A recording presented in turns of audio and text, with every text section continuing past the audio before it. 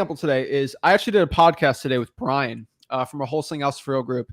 He did 5 deals in under 6 months, and he's working at Amazon in Tennessee, right? And he said he was stuck, not getting any deals, not doing any deals. And it was kind of funny. I did that podcast, I think at like noon today with him, and really talking to him, it got me thinking about the topic we had today. And what's the difference between people that in that stuck mode, like stuck for 2-3 months, not knowing what they're doing? And he said his number one thing that changed his mindset is when you said you just got to just kind of like just stop being so smart with things and just kind of like ignorantly just do action, right? Yeah. Don't even think about it. Just do the action. And it was the way you said it that he described, and we'll have it on the podcast. But like, it just kind of told, like, he was just overthinking things. He had too much analysis paralysis. He was researching. And I think on one podcast or live stream, he said, you just shut up and just go. Stop doing, just do it. Like, fail forward. And that changed his life. And he has a wife, has a kid, and was able to just get his first deal. And then he learned how simple it was. And guess what happens when you learn how simple wholesaling is? You do it again. Yeah. You keep doing it. And the funniest part is, like, you go from doing no deals to consistently getting a deal or two every single month. And the only thing that changes, you're not working harder, you're not working more, you're not doing this. You simplify the business and your mindset shifts. Yeah. And it's funny that, like, once you change your mind and once you change your mind on your cold calling, you say the same words, but you say it differently. And that changes everything. So it's so funny that these gurus will literally steal my cold calling script. They can't do a deal. The people can't do a deal by stealing my script, because it's not about the script. It's not about the words. Okay. It is about how you say the words. And if you say it confidently, you'll do well. Look at the greatest speakers of all time. Try to copy a speech from a great speaker. You will never, ever sound even closely good to them as they did, because it's the way they talked about it, the passion in their voice and the passion they talked about it. Yeah. Completely different, right? It's different when you duplicate it. But, the funny thing about this business is I have so many people like, Rick, I see you do like really well. And they'll go like, I'm talking about friends. They go, I'm so much smarter than you. Like, I'm just so much smarter. How do you get so successful? I'm like, dude, I'm here to tell you, dude, wholesaling and real estate investing in general, it's not, the smartest does not make it. Like, it doesn't work that there's too many tools to help you out, and you can hire the really smart people. So the people that take consistent action that's kind of boring are the ones that win. The ones that are smart. Here's the problem with smart people. You overthink things. You think, and you analyze the death, and you wind up doing nothing. And that's the problem. As opposed to, hey, do this, and this, and this, and don't come back till you get it done. If I had to train someone, give me someone that just says, I will do whatever you say you're going to do, and I'm going to do it with enthusiasm, as opposed to give me like someone with a really high SAT score, brutally smart. They can never wrap their head around wholesaling because it doesn't fit their model. And I'm here to tell you guys. What are you trying to say about me? Huh? All right. I don't know. You're in like an anomaly. But let me tell you how I became successful starting out. And this is something that's really changed. Now, obviously, I had the greatest teacher mentor of all time, but a lot of people are mentored by him too, and they absolutely stink. So let me tell you how I became successful, and then we'll kind of get into why I haven't gotten your deal. While I was able to get my deal my first month was because I literally had 150 bandit signs. It's really hard to mess that up. Sign, ground, or the people driving by, put it there. I didn't need to be a genius in whole. Like, here's the thing. I was very book smart, right? Always straight A student, high SAT, all this stuff. Didn't get it from me. But like, here's the thing. Oh, I definitely got it from my mom. But I got other things from you though, like the intelligence of business from you, obviously, but like the book smarts type thing, because I had that eidetic memory where it was very easy for me, right? But like, I didn't have business smarts. I didn't have wholesaling smarts, but I had enough street smarts. I don't know how to describe it, of knowing there's a sign. I just knew billboards. Okay, billboards work better when there's more people looking at it, right? Mm-hmm. So where do I put the signs out? Where people are driving around town, right? So I learned to put that on there. Here's my issue. Because I was so new in this business, and there were basically no good wholesaling videos on YouTube when I started out, I kept my conversations really simple. Hey, I'm looking to buy your house. You looking to sell it? Can I go see it? Like, I kept it stupid simple, because I sold stuff on eBay. I did drop shit. I did well in those, but like, I bought skateboards before off Craigslist. I did simple, stupid little stuff. And I just, hey, I'm looking to buy your house. Like, I was so uneducated on wholesaling that I just kept it simple. And by me keeping it simple, I became successful starting out because I didn't overthink things, right?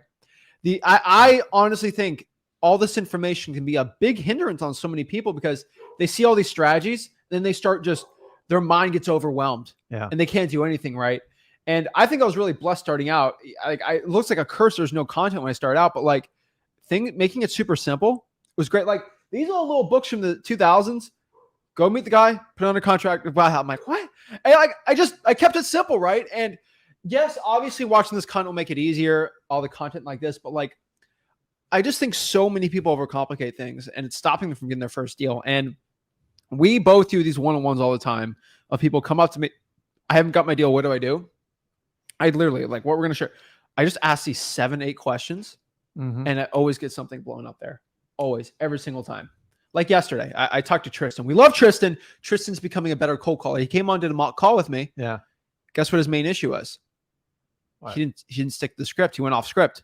Boom. Cold calling isn't good. Yeah. He knew what to do, but he wasn't following the script. And the issue is when you get off the script, that's when you don't be successful. But guys, we want to break this down. Why you haven't gotten your first deal, what you need to do to get your first deal, and we'll break it down. Guys, remember, if you want to learn wholesaling real estate absolutely for free, move your head real quick. Just go to freewholesaling.com. We got our Louis freewholesaling.com collab. We got our Louis freewholesaling.com collab. So it'd be pretty cool in there. We tried to do an off-white background, but it didn't end up looking good. Yeah. So we'll do it. So pretty cool. So guys, let's break this down. Let's get it going. Guys, we talked to so many people who struggle getting the first deal. It all comes down to these things. So I think kind of like what we said before, and I think we talk about this a lot, but it's just the art of overthinking things. I think so many wholesalers overthink everything, right?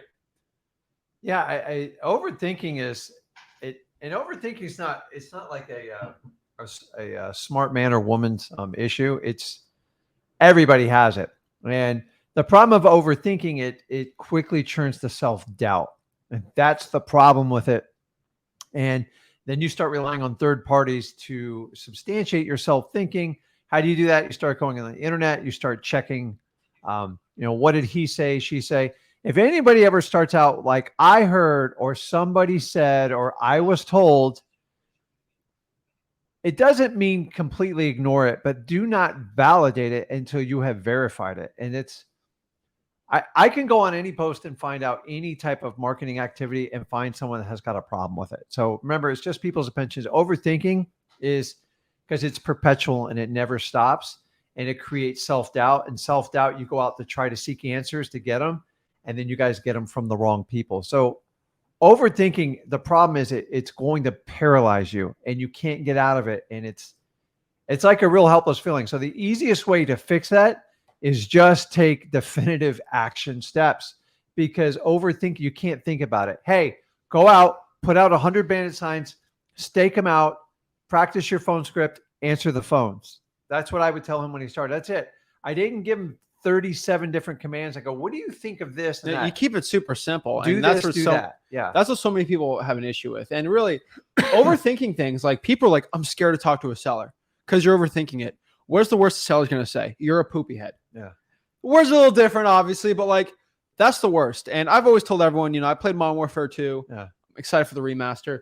But like I've called every name in the book on those Xbox chats, right? So like y'all can't say anything on Xbox Live Party that I haven't heard of. You guys are mean in those things. People on the internet are mean. But what I can tell you guys is like, I could care less. And like, kind of like the content we do, we actually have, if you say something mean about us, like it says like a bad word, it's usually YouTube filters it out and then says, should we keep this thing suppressed or not? And I look at them. Y'all got some creative stuff to say about us. Some really mean words, but like, I could care less you say that about me, because like you're not my mom. My mom thinks I'm cool, and that's all that matters in life. And I've told everyone about this. Like if you overthink, you're scared of what someone's going to think about you. No one's going to care. I promise you. Like someone could say something mean to you. It doesn't matter, because if your family thinks you're cool, your friends, your dog, that's all that matters. And my dog thinks I'm a pretty cool person, and my mom thinks I'm pretty cool. And that's all that really matters. And I think so many people stop cold calling because they're so scared and they're so, locked up in fear, and just It's crazy, right? And you kind of think of a lot of things. So I always love talking to people that are married, right? Happily married couples that come on, or like a happily married wife or husband. They always hop on. They'll say, Zach, I'm so scared to call. And I'm like, okay, were you scared to go on your first date? Oh my gosh, I was so nervous. Are you glad you did? Of course I did. Would you do it again if you had to redo? Of course I would. Well, same thing with calling. You're going to be scared. You're going to be nervous. But are you guys afraid to go out to dinner anymore? No, right? Yeah. Sometimes people are like a little not too afraid, right? But like it doesn't matter anymore, right? And I think so many people, of course, you're going to get nervous starting out, but over time, it just gets easier. You start figuring out the worst is not going to happen. You're good to go, right? I just think so many people. It's kind of funny the way we're explaining it because so many people in the comments are like, yeah, that's me right here. I'm overthinking things. And that's kind of why we're getting into every process because I think a certain demographic of new wholesalers are going to be in this category. Yeah. So remember, the worst someone's going to say is you're a poopy head or they hang up on you. I got hung up Tuesday. I could care less. So you guys got to understand is your brain is wired to find problems first. That's why it's so easy to be negative. That's why everybody trash talks and like talks gossip, because unfortunately we're wired for that. Your brain's constantly trying to get in survival mode. And that is the challenge. The reality is the worst case scenario, you keep it like, oh my gosh, what if this happens? And this isn't even wholesaling. This happens in general life. The odds of that worst case scenario happening are so slim to none, but you obsess over it. Okay. I'm telling you on cold calling, the worst they can do is hang up. Do you know how many people told me in direct mail when I used to answer all my calls, and I answered hundreds of thousands of them?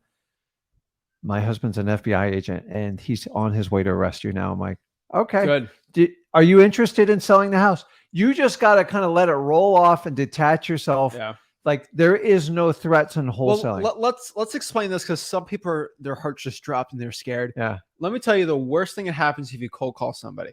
The worst thing that happens. This is worst case scenario. This is like you literally call probably the president's uncle, right? And that president is like you upset them so much that the president has to call the director of the FCC to get you in trouble, right? Yeah. The worst they're gonna do.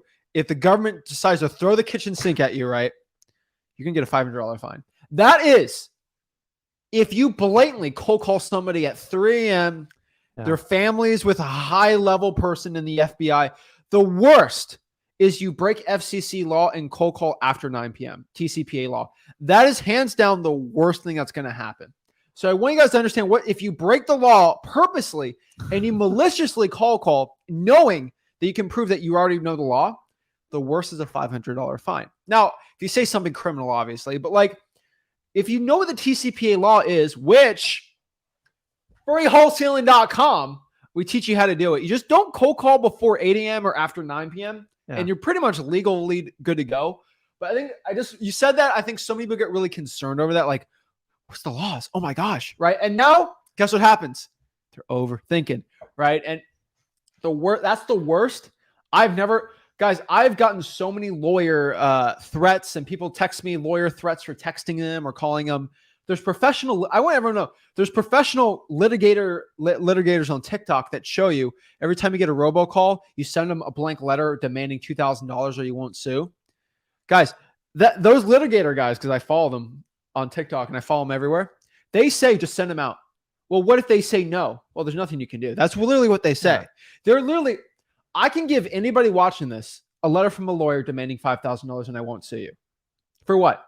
Just you being you, right? Yeah. Anybody can sue you for anything. So I'm going to make fun of Justin because we love Justin. And Justin's actually a great guy and he gives a lot of great comments. So we're going to make fun of Justin because we want to just highlight Justin.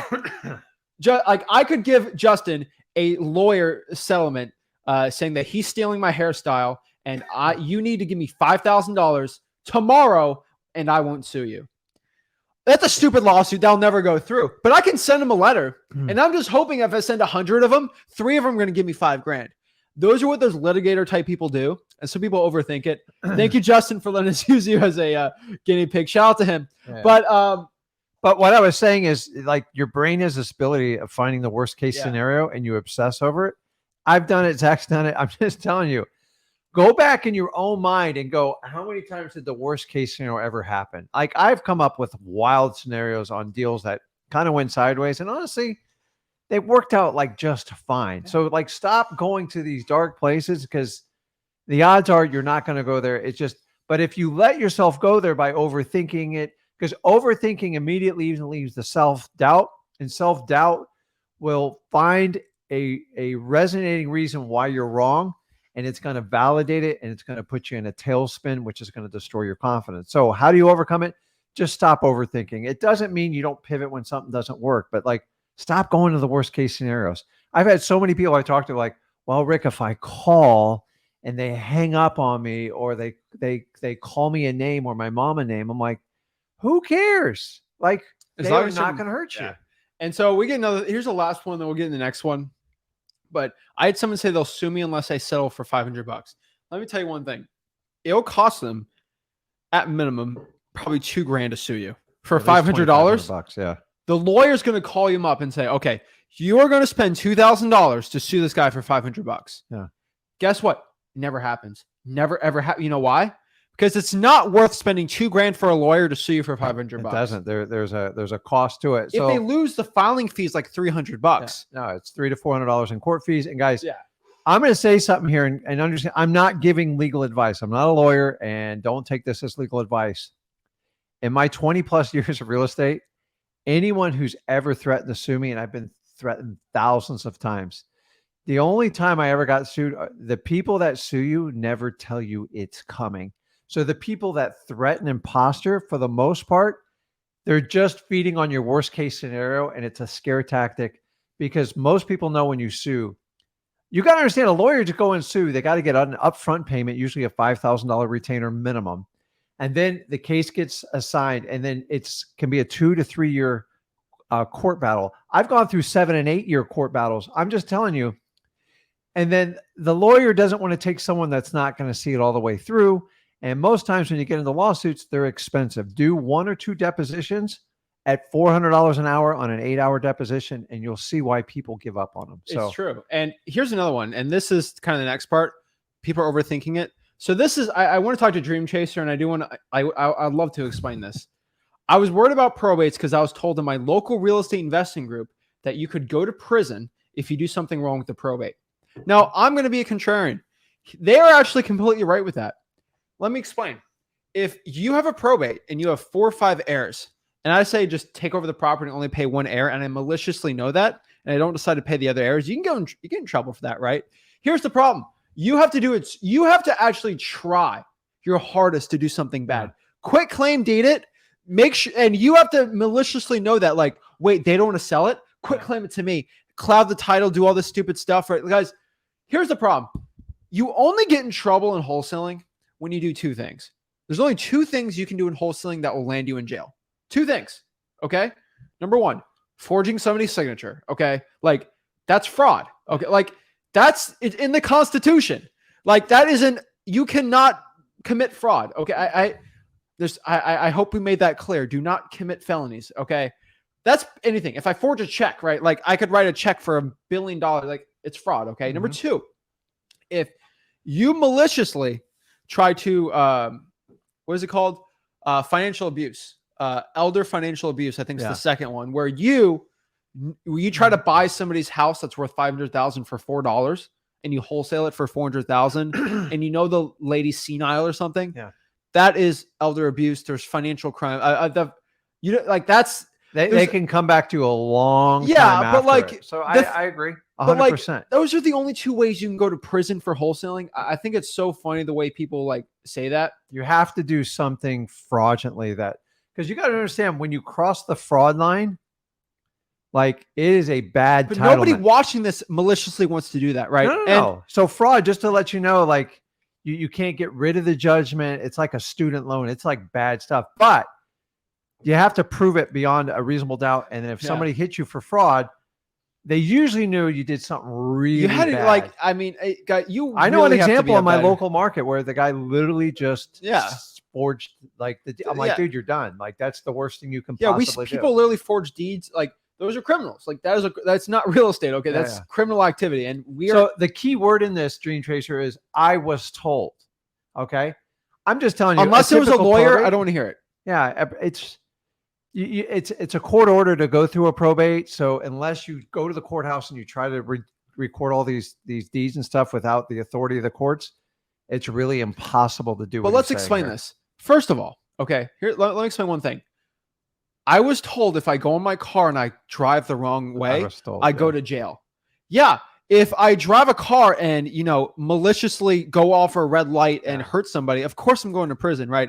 If I do the wrong side of the road and I do something really illegal, of course, like, guys, if I go in my car and drive 300 miles an hour, I'm probably going to go to prison, right? Like, you could, if you do anything illegally, of course you're going to go to jail for it. But here's the thing. The reason why we tell you to go through the course, if you use a legit title company for a probate, it is pretty much impossible to go to jail, because a title company is going to make sure you legally did the transaction. Correct. Was there a notary here that signed for the lady? No notary? Well, we can't close it.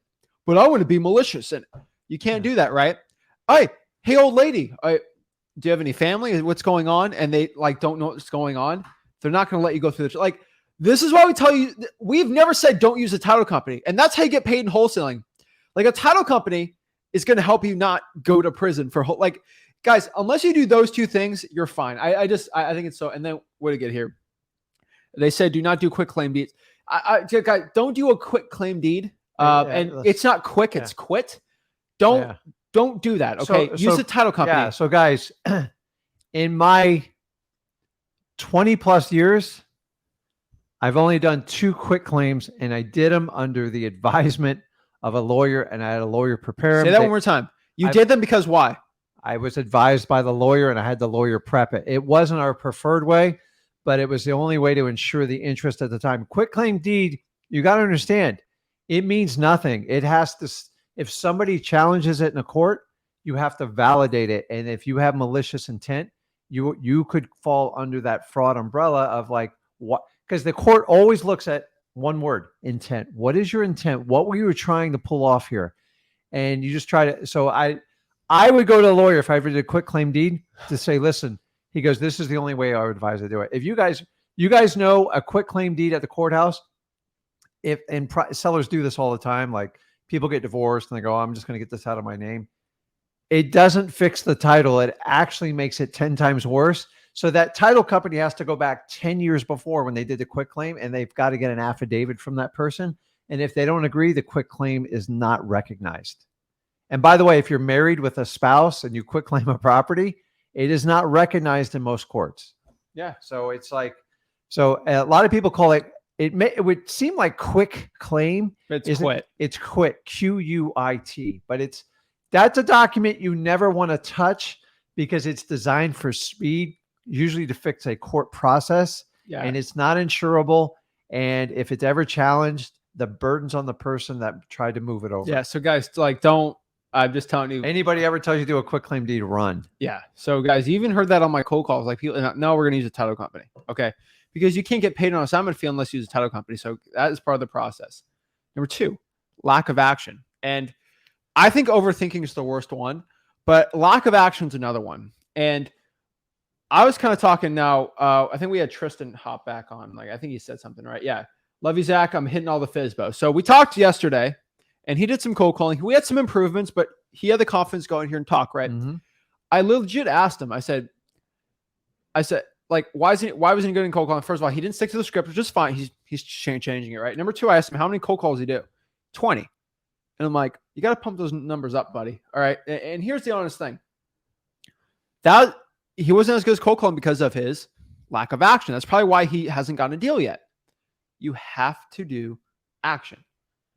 I can tell you guys straight up in wholesaling real estate, if you do not take the action, it ain't going to do well. I can have anybody hop on right now and talk to me and do a mock cold call. And I can tell by the end of the cold call how many cold calls you've done. It's really interesting, but like, it's a direct correlation. How many cold calls you've done versus how good you are at cold calling. It doesn't seem fair, right? The more effort you put in, the better you are. Oh, don't you hate that? Yeah, I hate that so much. But like, That's the honest truth. And I think so many people, they come to me and they want the secret sauce, right? They want the secret sauce for everything. And I think so many wholesalers, they honestly think that they can just waltz up in here, make a quick 300K and waltz back out. It's not, guys, this is a legit legal business. Okay. We're having legit title companies. We have lawyers. We're going through the court system. Like, this is all legit stuff. And unfortunately, because this business is a legit side hustle, full-time business, it's a legit part of real estate investing that's been done for centuries, not decades, centuries. Guess what that means? If you work hard, you'll get rich. The issue is if you don't work hard, you won't get rich. So that's a pro and con. There's no shortcut. It ain't a lottery, right? And that's why the lottery is attractive. You make a lot of money with not a lot of work. Yeah. But the problem is no one really wins it. Like 1 out of 300 million, it's terrible. So you have to put in the work. It's like anything. I have never met, and I'll tell you this, okay? I've been playing a lot of CSGO lately. I've never met one good CSGO player that did not put 500 to 1,000 hours into it. There's not one guy or gal that hops on CSGO on a PC and gets really good from the get. Like, they just instantly, they're that good, right? Just think about like that, right? Like, think of video games, okay? All right, we'll go your speed, right? Galaga, right? Do you know anybody that's really good at Galaga that didn't put in the hours into that game? We equated it to the amount of quarters you put in. Yeah, it's right. So we used to stack up the quarters on it. Yeah, kind of showing my age, but it was I got to tell you why we're on the video games game. I'm an old schooler. I found the simpler the games, like, it was better for my mind. So having ADHD now, these games are they're like 3D, like. And then I got people yelling at me in a headphone. Oh, yeah. And then I got kids trash talking me. I don't know how you guys do it, man. Cause I fold, man. I'm like, this is crazy.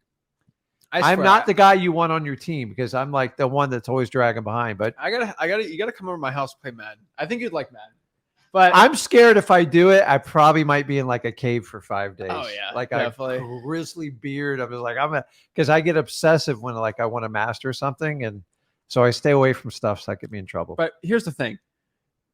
You don't instantly become really good at it, right? And there's people that say, oh, I was really good when I started out. You're relatively good starting out. If you look at top 1%, top 5%, right? It's very hard, okay? And I think it's so crazy that so many people expect to just start in a video game and be instantly amazing at it. It takes some time, right? And it's so funny that so many people think, just hop in this business and make a hey, guys, it takes work, dedication. And that's why I like it. Think of anything in life, any skill in life, besides kindness and compassion, like, you're going to have to put in work to get really good at it, right? It doesn't matter what it is. Like even someone who has the gifted talent of singing, for them to get like to the level where they can produce a really nice income, they have to perfect their craft. So guys, I talked to literally, there's probably, I'd say 15 NFL. There's actually a lot of active and on the roster, but there's a lot of ex-NFL players that hop on here. Mm-hmm.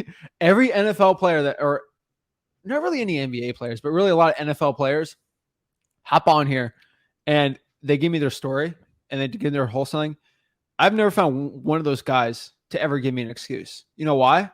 Because they equate it to the NFL. Yeah. They know you don't get good in the NFL by just sitting your butt all day doing nothing, right? Can't. Even the ones you think sit on their butts all day, they ain't really doing it, right? Yeah. And they put 15 years in it. They all do really well, right? And it's so funny because it just takes work. It takes dedication. It's so funny, but like, it's just funny because like, there's always that guy that's really good at boxing or fighting. There's always that guy that's just always really good at it. Mm-hmm. You put them in the ring on a UFC guy, completely different, right? Yeah. Because you're relative of what's good at fighting. And all those guys have put in their hours. So I think so many wholesalers out here, they come up and say, how do I get instantly good at this? And I'm like, what's your favorite video game? They're like, oh, it's this game. I'm like, how many hours you put in? Oh, I put 2,000 hours into it. Do the same thing you did for that for wholesaling and you'll do really well. And they're like, but I don't want to do that. I'm like, then you don't want to make the money. Okay. Because I'm telling you straight up, there's an 18, 19, 20-year-old kid in your market right now that is willing to do that because they know what their life would be if they didn't. Mm-hmm. And they're willing to take it all from you because they know what the alternative is, right? Guys, why I was so unbeatable when I was starting out in wholesaling was because I was straight, literally weeks out, scrubbing dookie from toilets, cleaning bathrooms, doing the night shift, bagging groceries. I knew what happened if I didn't cold call. Okay. The average guy that just, I don't feel like it. Who do you think won? I wanted it more. Yeah. And because I wanted it more, I was willing to go through the suck and the grind of this business. And honestly, that's what, like, working a 9-to-5 job, what the alternative is, go right? Back when I was 17, 18, I used to work at the ice rink. And when you get the rental skates and you guys throw them all on the counter and they're like covered in like wet snow ice and they stink like, I had to match them up and then put them all up and down. I mean, thousands of pairs. And it was literally the guy at the end you're just throwing the skates at? That was me. And they're sharp. Your hands kind of bled. I'm just like, but nobody gave me any guidance back. I didn't know. Like I didn't figure this out till I was 33. So we fast forward, he cleans a few toilets and you hear his gripe. It's like, dude, I had skates. So I did door-to-door sales. I tried every job known to mankind. I was good at connecting people. I never just found the right path because I felt I was always taught to trade my time for money. You guys know how I feel about that. So wholesaling is great. Just everybody finds it at the right time. So what else are we talking about here? All right, we'll talk about. I'm just telling you guys. I still feel the pain of that job. Oh God, dude. It was 4 years, and I can tell you straight up, guys. I didn't like it. I hated it. I hated the boss. I hate everyone telling me what to do. I got to make 25 grand a year, like literally screaming at me. I knew what my alternative would be if I didn't do that. And there was nothing you could have done to get me off the phones because I knew what my life would be without it. I thought about taking care of my family forever. I thought taking care of, future family, right? Thought taking care of myself and living the life I deserved. Did I deserve to be bagging groceries all day? No. Okay. And so I was willing to do whatever it took to get out of that level and get out of that grind. And you have to ask yourself that question. And I had no kids. I wasn't married. I was living with my parents. I was like, 17. Like I didn't really have the motivation so many other people have, right? But like I knew in my life I deserved more. The next part, people take action, but a lot of people take action. They don't overthink it, but the problem is they're scattered all over the place, right? They try to pull this little list and this list and this list, and they'll do a market in Georgia. They'll do one in Washington State. They'll go to Texas. They'll go to Illinois, and like they're all over the board. Mm-hmm. And I think a lot of people have issues with direction sometimes, and this might be a next like sect of wholesalers we're talking to right here. But like, you have to make a schedule and stick to it. I think so many wholesalers are not making the right schedules in their business, and I've always told everyone, make a budget and make a schedule. Make a time budget, make a money budget, and then make a schedule of your wholesaling operations. I promise you, if you do that, you will have success. So many stinking wholesalers do not do this, and it drives me crazy. You have to have direction in your business. Yeah, you really. So honestly, I was really bad at this. So I'm back at the old school where I used to write my calendar out, and I'm like a writer. I've learned to digitally use Google has so many tools and everything you can do. So it's really, really valuable to figure out, get a schedule, guys. Cause we used to have planners. They used to cost hundreds of dollars. And like, I forgot the name of the company, but now with Google and stuff, like I plan it out. And then here's what you can do is I invite other, he helps me with my schedule. And then my wife that works in the business, they put stuff in, but every now and then I'm like, I'm not doing that. I'm not like, cause the problem is you can go overboard and you can schedule out every minute of your day. So I'm big on like time blocks, but the idea is I like to prioritize and get the hardest task done first and get it done. Like sometimes you can't cold call first thing in the morning. So it's a little bit challenging sometimes in wholesaling, but if you're trying to run your business out of your head, you're definitely doing it wrong. So there's no way you can keep your eye on the ball. So if you schedule it out, it tends to get done. And here's the catch about scheduling is you have to make yourself accountable. So if it doesn't work, you got to go back and look at the biggest problem is why you guys can't schedule stuff is this. Yeah. You take random calls all day. And if you're like me, like you get a call from like an old friend and all of a sudden 20 minutes goes by and then you're just like your whole day's thrown off. So prioritize what you're doing. You can even set it up where it's your kids, your wife, you make sure those calls come through. But like when you have some strange call, Let it go. I know you have this thing called caller ID, and you don't like the human nature is like it's your emotions. So you have to detach your emotions from like, if I take that call, I'm not going to get through the schedule I got during the day. So make direction, make a schedule. It works. And then the worst case scenario, make a schedule. If it doesn't work out during the week, you can sit down over the weekend and go, why didn't this work? And they're like, okay, I made a phone call. I did this and that. And then you can start arranging your schedule to make it more prioritizing the most important tasks for you. And I tell you, so many people get so confused with this. And I can tell you have to break the habit of not going out here and just overthinking things, not taking the action. You have to just take that action and take that direction. And I think so many people, they get so confused, right? They're like, oh, I don't know what to do. Hop on the one-on-ones. Mm-hmm. Everybody's invited on the one-on-ones. Everybody. Okay. Yeah. Everyone's invited. And the general rule in the one-on-ones, if I've already talked to you this week, I go to the person that I haven't talked to. And I've never been able to say throughout the entire week, I was never able to go to one person because if you hop on all the live streams we have, and there's all guys, you have to subscribe to all the channels. We have 4 channels: the Flip with Rick YouTube channel, the Zach Ginn YouTube channel, the Wholesaling Houses for Real YouTube channel, and lastly, the Rick Ginn YouTube channel. There's exclusive contents on each one. That's a scary channel. It's a great one. You never know what I'm going to say. And like, here's the thing: like every Monday, I don't know if everyone knows this, he goes live on on the Rick Ginn YouTube channel at 8 p.m. I've spent 20, 30 minutes with just one person. Like, I don't care. I tell you, my time's there. The smart ones are going to use it. So guys, start scheduling stuff. And the biggest problem if you've never scheduled before, it seems overwhelming when you write stuff down and you feel like you're losing control. Think of it as you're gaining control because now you can validate. Because remember, a day is only 24 hours. If you look at a day, a week, a month, and a year, it goes by like that.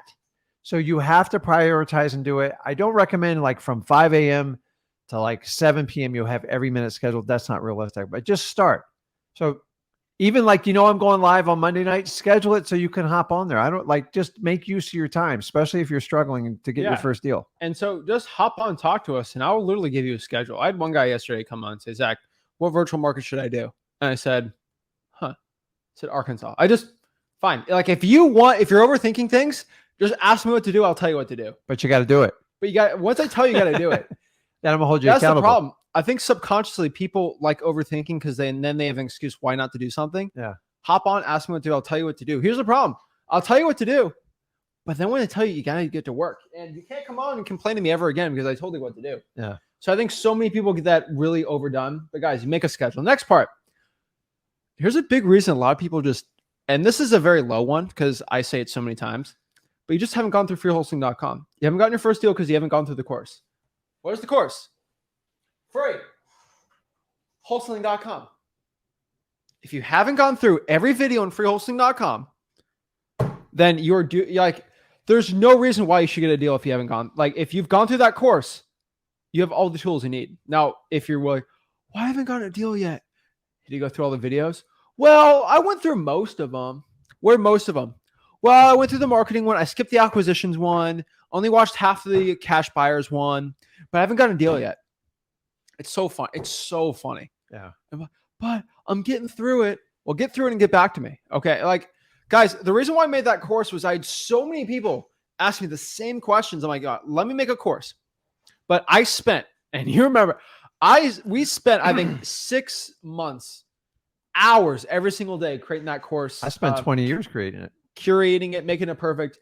And it's literally a course. If I was going to charge you guys $7,000 to pay me to just get educational content, organized perfectly, what to do in the perfect organization step, it's freewholesaling.com, baby. All right, it's freewholesaling.com.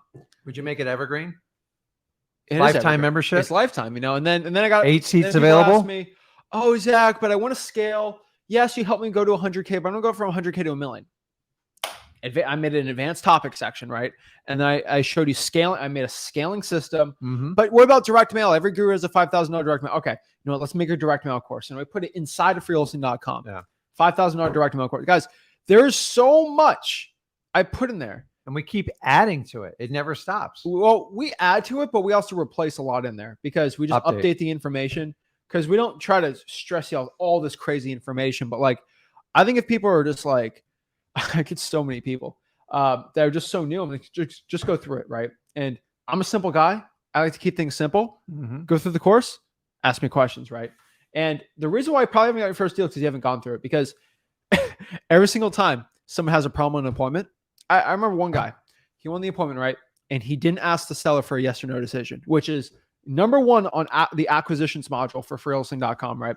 I teach you first thing, tell the seller, are you ready to make a yes or no decision before I go to the property? That stops him from saying this, because the guy comes to me and says, they said maybe, and now they're thinking about my offer. How do I close them and get the deal? It might be $40,000. Do you do yes or no decision? What's that? Yeah. I'm like, wow. First part of acquisition. Well, you just said you went through freehousing.com. Well, I kind of skipped that part. Well, you kind of skipped on the deal. Guys, I tell you guys, I don't make that course to make myself feel good, okay? I don't do it to feed my ego. I do it to help you guys out. I cannot be doing one-on-one calls with every single person 8 hours a day. I do, that's 400,000. Yeah. Sorry, way more than that. There's about 400,000 hours a day of one-on-ones I'd have to do. Yeah. Freehousing.com, I can do that, right? There's thousands of mini-me's out there in that course teaching guys. And guys, just go through the course. I'm telling you, I just don't know. It would probably take you a month. It's probably a month to go through the course the correct way. Sit down, make the notes, like get it down perfectly.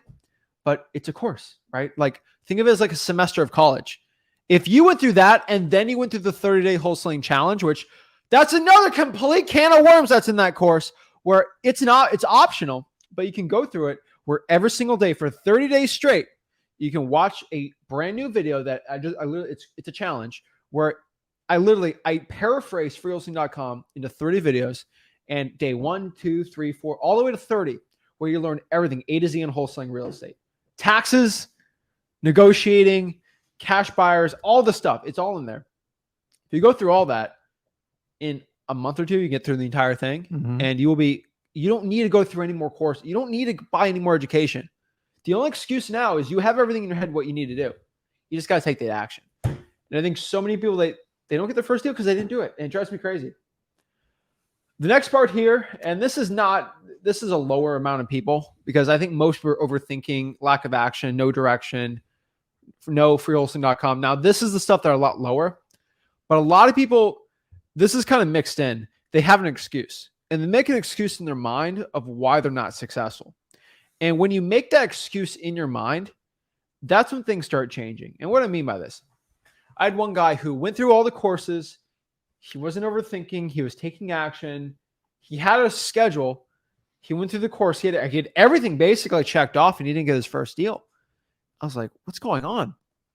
I start going into him. I'm like, I literally asked him, why don't you think you got your first deal? Oh, because the sellers don't like me. That's a weird question. Yeah. Why do you think the sellers like you? Grant, I'm having just a straight up convo with the guy. Oh, because I have an accent. I was born in India. And I'm like, what? I'm like, okay, what? And he's like, yeah, I don't think people are liking me because of that. Guys, once you make that excuse, you have a huge confidence issue. This is a subconscious issue.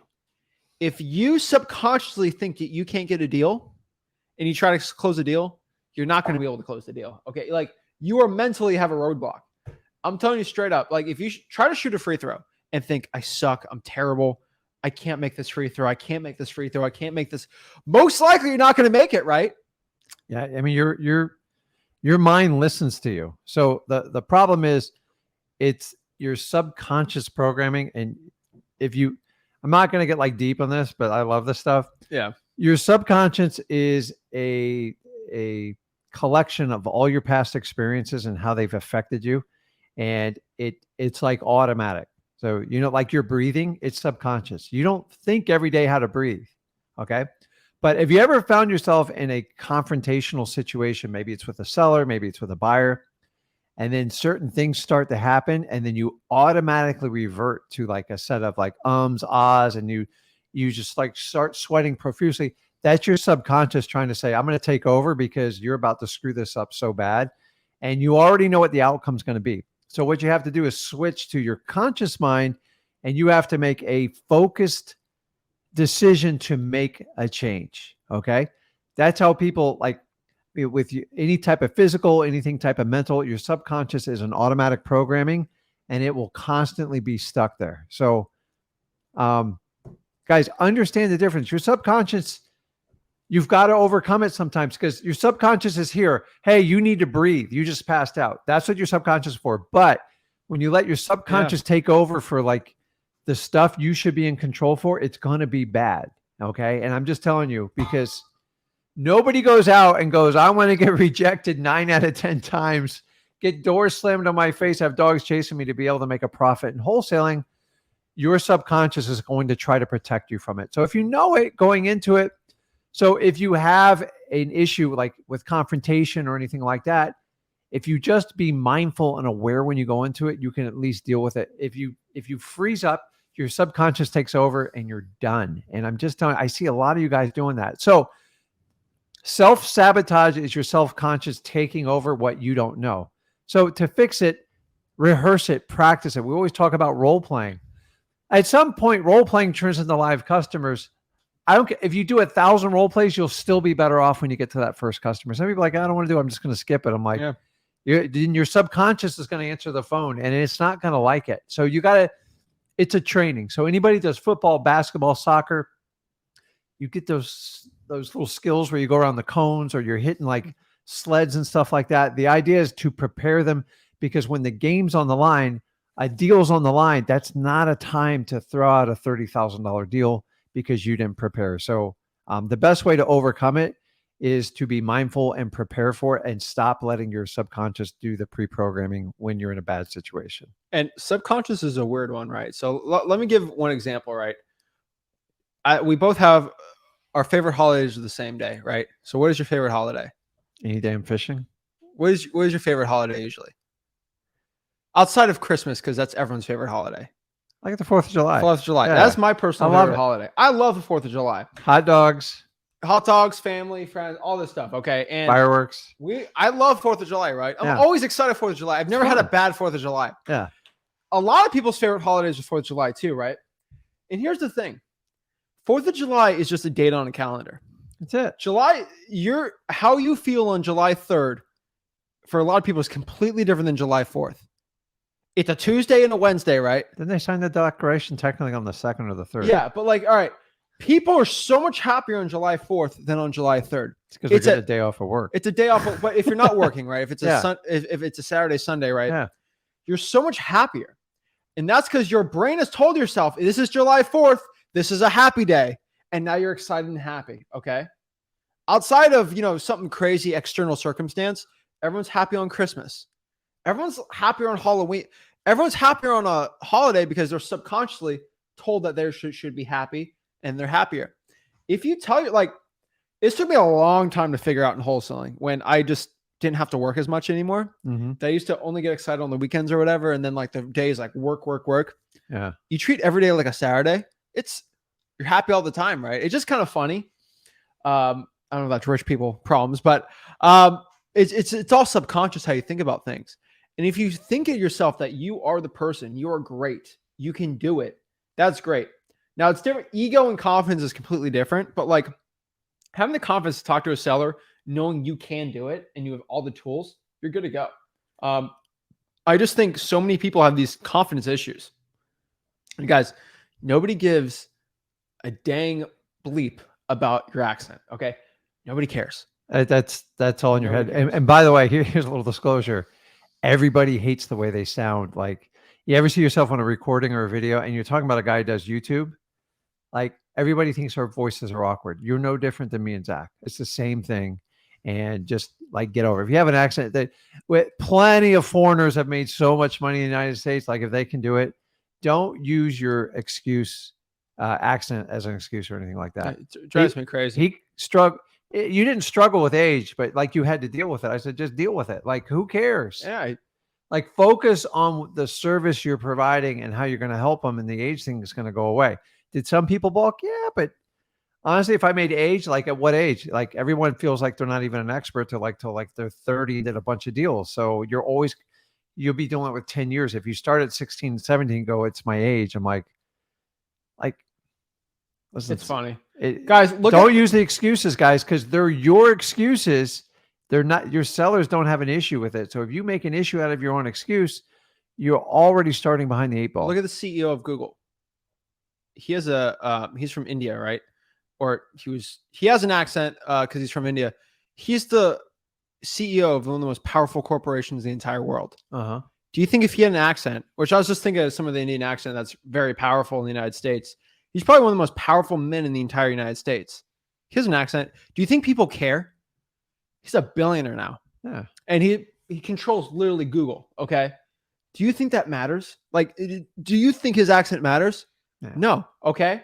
It's how you perceive yourself and how you actually exude yourself and what you present to people.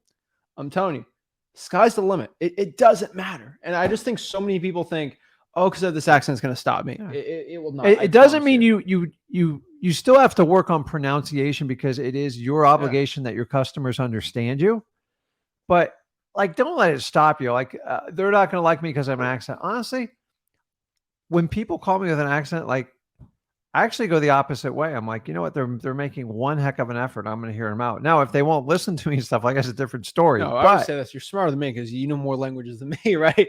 But guys, like, it's a subconscious issue, and I see a lot of new wholesalers have this. So I do want to change this up. Next part is not sticking to the script. This is kind of being all over the board, like I said before. You might use this guru script, who is literally broke, has no money, doesn't do any deals, and then you try their script on me, and it doesn't work. Or you try a guru script, and everyone does that script, and it doesn't work, and then you're shocked. Yeah, guys, use the script you have for Wholesaling.com. It'll do very well. And then one of the last parts, and I've kind of said this a million times, but a lot of people go through the motions at wholesaling, right? They will try to, they rather go through 5,000 cash buyers just to say they did versus going through 5 really good cash buyers. They will send 5,000 emails and like, why didn't it work, right? And so many people, I think the last reason here is because you focus too hard on quantity and not on quality. You give me a list of 500 extremely motivated leads and I'll close one of them, guaranteed. Yeah. You give me 50,000 unmotivated leads, it's going to be very hard for me to close one of those. Yeah. It's all about quality over quantity. And so many guys, I don't care you got 5,000 buyers. I had one guy say, oh, I have 2.3 million buyers. It doesn't mean anything. Like, do you have a proof of funds? Do you call them on a regular basis? No, you don't. I just text blast them and email them. It drives me crazy. So guys, a lot of you guys are focusing on quantity. Oh, let me pull one up. This is the funniest part ever, right? Let's go here. Where are we at? Edward, talked to 2,400 people. And he spoke to 3. What's going on? He did the quantity. Why isn't it? He did the quantity. What could possibly be wrong? He did quantity. That's all that matters, right? And guys, this is why I bring this stuff up. Edward, I would love to know how you pulled that list because nobody talks about it. Let's go into detail. Did you use how much equity? Did you your what ownership? Filters did you use? What filters did you? I'm not getting any. Did you have quality list or you carry those high equity vacant? Fine, I'm going to do it. Right. Yeah. It's about the quality. And if you're going after quality, is a high equity list going to be quality? If I did Houston, Texas, high equity, everyone's pulling that list. Everyone's pulling that list. And I got to tell you, like 2,400 on a higher, it's nothing. Was guys. It below the median home price? It's not even close. So there's too many things like missing on it. So like Edward, we're here to help. So if you want to hop on a live, like I would love to discuss it further. What was the skip tracing? What was the script? I want to break this all down, but just because you said you did the quantity, I don't respect that. I respect the quality. And I want to know what the script was, right? I want to know the skip tracing because I get all these guys saying, I did 10,000 calls. What list? I paid a guy on Fiverr for 1 cent each. Duh, that's why your quality stinks, right? Because he's pulling it off of True People Search and you think you're paying for this crazy quality list and it's not there. Guys, I get more respect if you say you called 500 probates and you didn't get a deal. That would shock me. Yeah. This doesn't shock me. I've had guys tell me he did 10,000 calls. And I'm like, okay.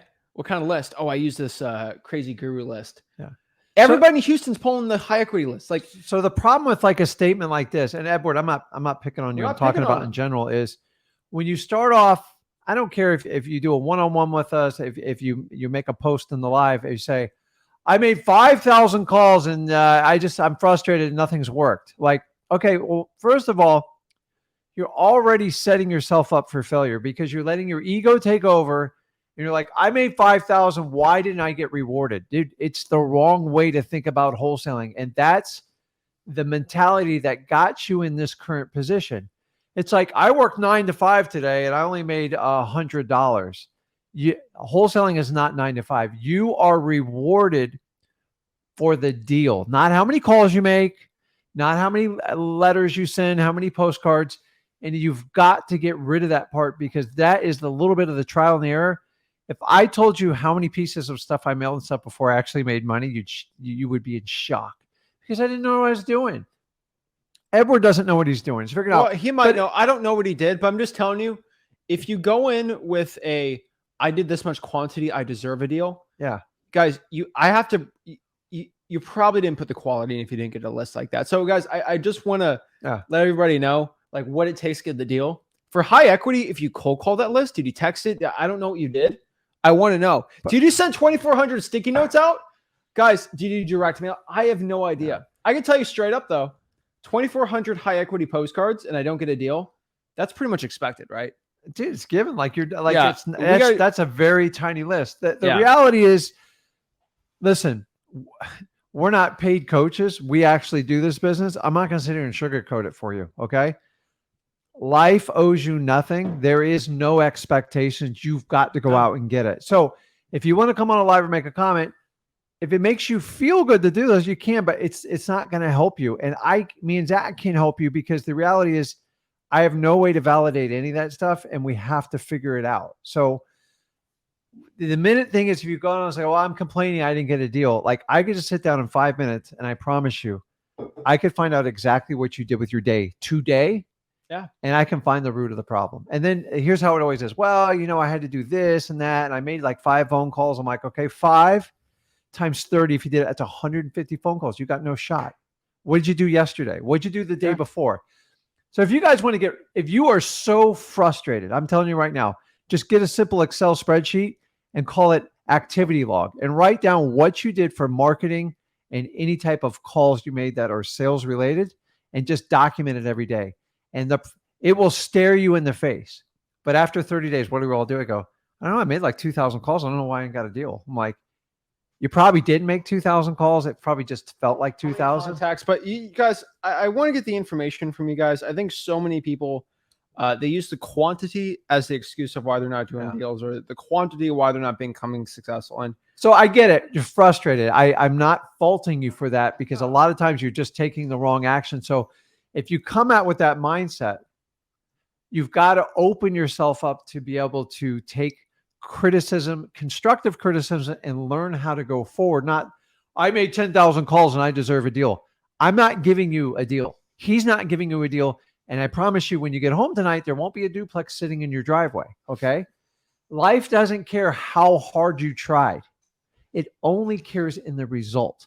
And why would wholesaling be any different than any other? The reality is you guys hire these guru coaches and it's all fluff when you give somebody $5,000 or $10,000 because that's what they got to do so you don't charge it back. Okay. Wholesaling is simple. That's why gurus have made it so complicated. The more complicated they make, the more you're dependent on them. And the more, in my opinion, you're going to struggle. Why do you think every major guru asks you, how much is your marketing budget? Why? Because the more you spend, the easier it is for them, not you. The easier it is for them to make them look like a hero. Guys, I'm just telling you straight up, you got to focus on yourself. Like you've said, life, like you waking up tomorrow morning is not guaranteed.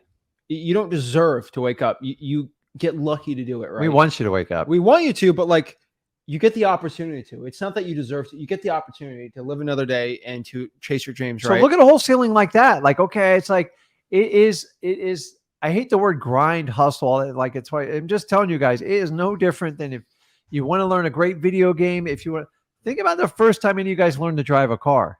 This kid almost killed me when I taught him to drive a car, wrong. But we didn't stop. We hit cones. We hit all sorts of stuff from a smart guy. But like, you got to put in the work. Everyone's got to put in like a couple hundred hours, and he probably could still use a couple driving courses. But Why did I get a big fat truck if I can't park? I don't know why, but I like living life on difficult. I don't know what, but Yeah. Let's answer some questions real quick. We'll get some one-on-ones today. But guys, that is why you most likely haven't gotten your first wholesaling real estate deal. Guys, change it up. Go to freewholesaling.com. You all know the drill.